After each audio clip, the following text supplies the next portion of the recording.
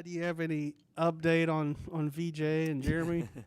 Uh, Hit you with that right out. yeah. Uh, Actually, I don't. So, when are you guys writing this? Are you guys writing it for Sunday? You writing it for? Cause I'll know more after practice today. Cause, yeah. So he has to go through. Cause I don't. Jeremy has to go through some tests. VJ, we have to see how he's doing. So, if you want to, Matt can call, yeah, or call you. Does that sound good? I don't know if with either we would know until probably Saturday. I mean, shoot, we thought VJ was going to play up there, and it was after shoot around. His hammy got tight again, so yeah, he hurt it at the Bahamas. So that's why he came out of the New Orleans game. Scott, I guess just overall, kind of your thoughts on that game. I mean, you were right there. I mean, you kind of took them down to the wire, even with, VJ out, you losing Jeremy like you did, and even a couple of guys fouling out. Yeah, I thought we really competed hard. Did a lot of good things. You have to give yourself a chance to beat two-time defending national champ and the longest home win streak in the country. So at the same time, it's early in the year. We got to get a lot better in a lot of different areas.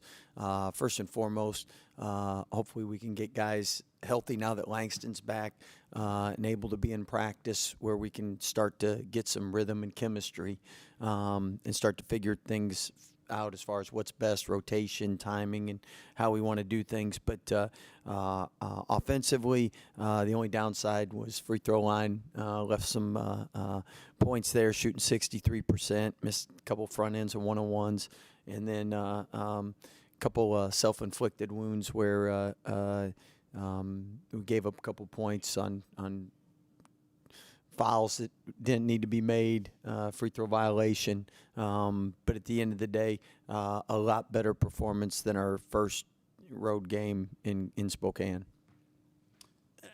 Josh had a good rebounding game. Yeah. I mean, is that something that he can kind of build on? Hopefully, that's an area where he's done a good job improving in practice, and 14 boards is tremendous, and 4 offensive rebounds. So we've been practicing well. The only thing that's been tough for us is getting everybody healthy to where we can develop chemistry, timing, some rotations. There was mention on the broadcast there's something like 40 NBA scouts or something in the arena. What does that mean? I mean, 45, I believe. 45. What does that mean to? Oh, well, I guess both of your programs. I don't know if you and Coach Hurley talked about that at all. No, we've had I don't know if we've had 45 at a home game here. I know we've had in the 30s and I think like 38, but 45 is a lot, especially to go to that cold weather. Do you feel like, not to take anything away from these opponents that are coming up, but you mentioned fine-tuning, working on some things. Will these games, like before Help. Big 12, allow you to do that? Yeah. Well, first, being at home in this break, if prayerfully we can get everybody healthy, then we can spend some days getting better as a team. That'll really help us going into Big 12 play. But you can't just show up a game and try to play without practice and things. And I equate it to baking a cake. Until you have the ingredients, you can't even think about putting in the oven. So we're trying to get everything organized to where it's great getting Langston back. Now we got to get VJ back. We got to get Jeremy back. And we got to keep everybody healthy in practice so we can get better. As far as each and every game you play in college basketball, nothing's for granted. Abilene Christian, Norfolk State, both tournament teams. Both have had success in the tournament. Both have won games in the tournament. So we have to be ready, and programs like those don't just come in to get losses. They come in to get wins, so you got to be ready. Scott, when Jeremy went down, obviously Rob had to take over point guard. How do you feel like he did the rest of the way? I mean, obviously, he kept you in the game, Yeah. particularly on the offensive end. Yeah, no, he was tremendous. I think Rob's been really good for us all year. The area probably people might not see as much as improvement as we've noticed in seeing him day in and day out in practices. His defensive rotations, his off-ball defense, and his on-ball defense. He's become more disruptive on the ball, and off the ball he's in the right gaps and he's getting the help. So he's doing a great job affecting the game on both sides of the court, and hopefully that continues. After the game, Coach Hurley mentioned that when you guys get healthy, he feels like you have Final Four potential. I mean, do you still see that kind of thing in your team? Yeah, I think unfortunately there's probably more than 4 or 5 Final Four potential teams out there, but definitely I think there's probably 20, 30. I mean, last year NC State, who would have said they were a Final Four team? And so it's why it's a 40-minute game. Anything can happen, but you got to win these non-conference games, and you got to win your conference games to even have a chance to be in the NCAA tournament. So so far we don't have any bad losses. We have a couple good wins, and we need to keep getting better as a team and progressing in this next month. Hopefully be injury-free because we do have some talented pieces. We like this team, and we know if we can ever get time together and practice together, we got as good a chance as anybody else out there. You mentioned no bad losses, but how do you keep the young players on this team or throughout your career from getting disheartened by such like a big game and then not coming away with it? Yeah, well, the big game 40-point beat down is a little bit harder. So I think in the grand scheme of things, it's a long season. And with so much turnover in college basketball, it's really who can improve the most during the season. And we have such a great upside each and every day. We can't afford to step back, though. We got to keep getting better. So with our guys, they know that the great thing about the Big 12 Conference, you got so many great games coming up when you get back from Christmas. And right now, these are every chance you get to play in a game and be healthy is a blessing because you don't always have that opportunity. Obviously, players like going up against other great players.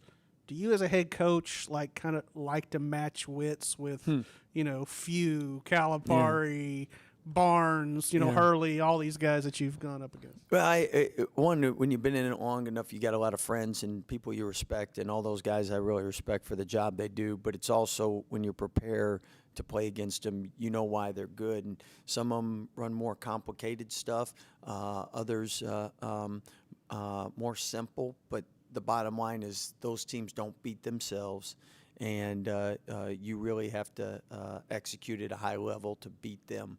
So it helps make you a better team, and that's always exciting. Good. All right. Thanks, guys. Appreciate you guys. Rob was back there dancing. I don't know if it was as good as yours.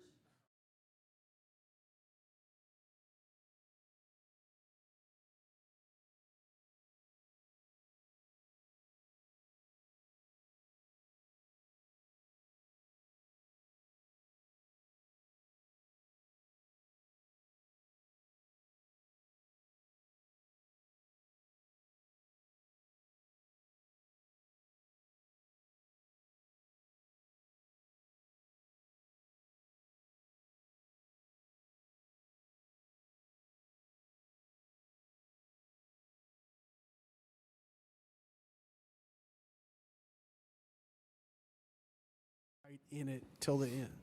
For me, I'll probably say making our free throws. If you look, there was a big gap with the not like a big gap in the game, like like a 3-point game or 2-point game. So I feel like if we made our free throws, I feel like that would have actually helped us to win the game. Yeah.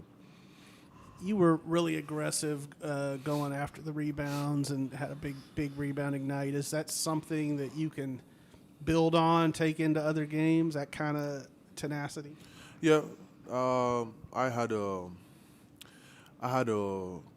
meeting with my head coach, Coach Drew. Like we watched film together, and he told me if I'm gonna be able to rebound like every 2 minutes in the game, that will actually help us. So I just went in the game like just go get the ball, and I'm feeling like I said. I just had a good conversation with him, and that actually helped me to like just go rebound. And also, I would say I'm just gonna build on that going forward throughout the games and remaining the season. Yeah. Rob, once Jeremy went down, obviously you had to kind of take over at point. Not that you're uncomfortable there, but what was that like, going the rest of the way at the point guard spot? Well, I've been playing point guard my whole life, so I wouldn't say it was that tough on me, but it definitely was a little change having him out the game because it was kind of our first time in a big game with him not there. So he was just on a bench giving pointers and stuff like that and just telling me to try to get it done. For either of you, when y'all went down to, I guess, just like 5 players that were gonna play the rest of the way, what were the coaches telling y'all? I guess. For me, it's like you don't go into the game expecting to like just have 5 people in there, but I feel like we were actually mentally prepared, even though we lost Jeremy, Norchad fouled out, Jalen Celestin fouled out. I just feel like even the guys who were on the bench were like ready to go when it was time for them to come into the court and play. So I feel like we're mentally ready to like go in and like lock in and just play. There were like 45 NBA scouts there at the game the other night. Obviously, they might have been there to see VJ. He didn't play. But for you guys, as guys I'm sure want to play on that level someday, I mean, do you look at that as an opportunity to say, hey, man, here's my chance to show what I can do? Well, I didn't know it was that many scouts there at the game till after when I rewatched the film and heard him say it. But playing somewhere like Montverde last year, I mean, I had Cooper Flag on my team, so it was NBA scouts at a couple of our games last year, so it wasn't really that big of a deal to me. I would say for me it's the same. Like I didn't know there was that much NBA scout, but I feel like going into the game, I don't even think about like who is watching. I just feel like just going and just play, and end of the day you get the opportunity you're gonna get from how you perform. So yeah. Rob, after the game, Coach Hurley said that he feels like if Baylor can get healthy, y'all have Final Four potential. Do you see that in this group? I definitely do see it. We have a very high ceiling, and we could be a very good team as long as we just got to get healthy, get guys healthy, and then just keep practicing and bonding and gelling together. And we could be very good. I agree. Rob, obviously at Montverde, you didn't hardly ever lose. I guess last year you didn't lose. No. Do you have to maybe stay up, or how do you not get discouraged when obviously y'all are playing great people, but y'all have had 3 losses already? Really just going back to the drawing board and just watching the film and just seeing things like certain parts in games where we could have changed, seeing things like that, and then just having guys out, it always hurts you just because that's we missing some talented players and some key pieces to our team. So without them, it was tough out there. But I definitely think just us building more chemistry together, we'll figure it out. Josh, in this season, y'all have, switched from zone to the switching man back and forth and switching on every possession. Have you found the rhythm on defense yet, or what y'all feel like y'all are better at than the other? I feel like we have. Most of the time, we just throw some like a different type of defense so that you get the opponent like to like guess about like what they're gonna run. But I feel like basically our 3 top defense right now is we play 5 defense where you switch everything, and we play like a 4-man defense where 1 through 4 switch and the 5-man doesn't switch. And also like if we play against teams who we know like they have good shooters, we go and play like zone. So I feel like this is the 3 main defense we're like actually working on, and actually it's gonna help us throughout the season. Yeah.